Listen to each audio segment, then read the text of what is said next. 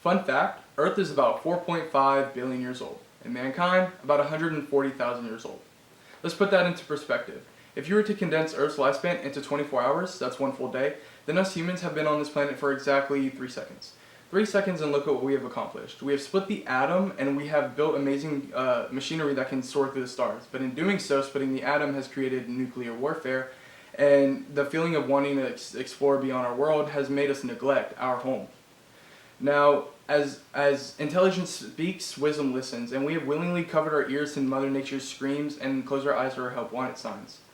And if we were, and wisdom knows that every action has an opposite and equal reaction. So if we were so wise, and we wouldn't be surprised when we see stronger storms than ever before, more hurricanes, wildfires, and drought than ever before. Simply because there's more trees cut down, more global emissions, more pollution, and more acidic rain than ever before. At a record pace, we have increased the extinction rate 1,000 times the normal rate. And organisms and animals that have been here longer than us will die because of us. Hi, my name is Allah Zada. Thank you for joining me today for my persuasive speech. Today in this speech, I will be informing and persuading the audience on making better decisions when it comes to waste by simply supporting local eco-friendly supermarkets as well as supporting secondhand fashion. Now that gets me into my first point. The food retail industry is a big industry that wastes the majority of its products. With the rising population, we are consuming more food than ever and leading to more food waste.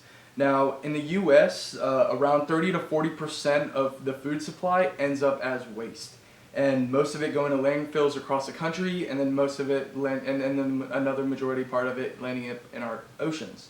The worst element in the food retail industry is actually plastic packaging. As Dennis Comprad states, retailers contribute more than 800,000 tons of plastic per year to the environment. And as I said, it's ending up in our landfills and oceans, meaning more than 100,000 marine animals die yearly to plastic pollution. Around 56% of dolphins, whales, and other aquatic species have ingested plastic, and consuming plastics makes such animals suffer for such a long time before they eventually die. Some of these toxic chemicals and these microplastics also can affect reproduction, which also further pushes the species into extinction. Now, according to Julian Lewis of the National Academy of Sciences, he states, the extinction acceleration we are currently experiencing is thus not inherent, but rather part of a more cultural complex. Now, what is something that we can do about the food retail industry waste? Firstly, we can start by enforcing low plastic packaging. An example of this would be to insist on using reusable shopping bags and choosing a sustainable local supermarket that's eco-friendly, and then also encouraging others in your community to do so. That brings me into my second point, which is the textile industry. Now, the textile industry, for producing clothes, footwear, and other household textiles, is responsible for water pollution, greenhouse emissions, and filling the landfills.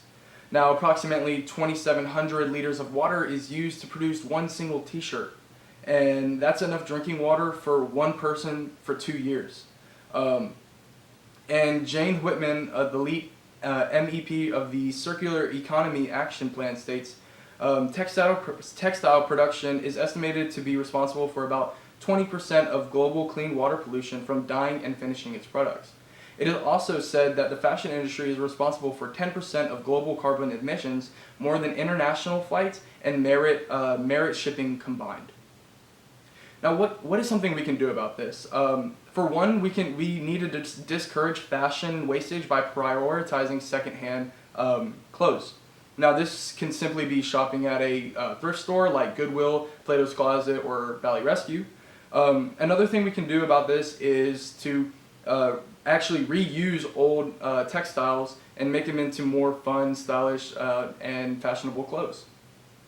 Now, doing this will reduce the big brands and corporations, as not a lot of people are buying their product anymore, and rather buying older product from secondhand industries.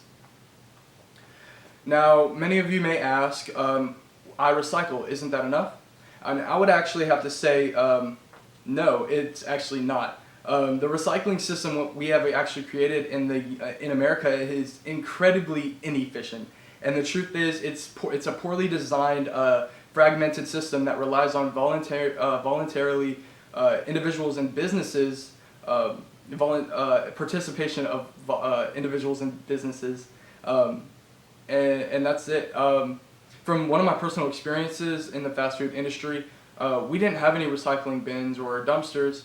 We actually just threw all of our boxes and plastics and all that into just the regular trash can. And I pushed towards a more eco-friendly disposal, but one of my managers actually said it wasn't worth the time and labor. Shocking.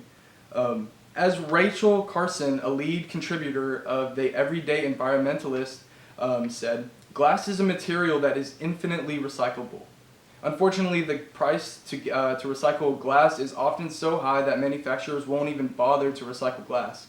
And when there is no viable market for recycled materials, the recycling enterprise goes bust, and all of our would-be recyclables are landfilled.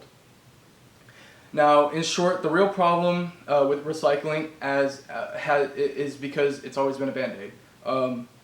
But the thing is, we don't really have a recycling problem. We have a waste problem. And until we can learn to honor the slogan, reduce, reuse, and recycle, we will continue to try to bail out water out of the Titanic with a teacup. The real crisis, isn't global warming, it isn't environmental destruction or animal agriculture, it's us, human beings. These problems are symptoms of us, byproducts of us, and I believe that I have the right to eat food that with ingredients that I can pronounce, drink water that is clean, and breathe air that's clear of toxins. But this only starts with you. Individuals, how will you contribute into saving our home and your community and our planet? Now, this can be small things by picking up little knickknacks here and there, and then also reusing old textiles and products. See, nothing only has one use. Recycle, reuse, and reduce. Thank you for listening to my persuasive speech. My name was Olase Zada, and this has been a great semester. Thank you.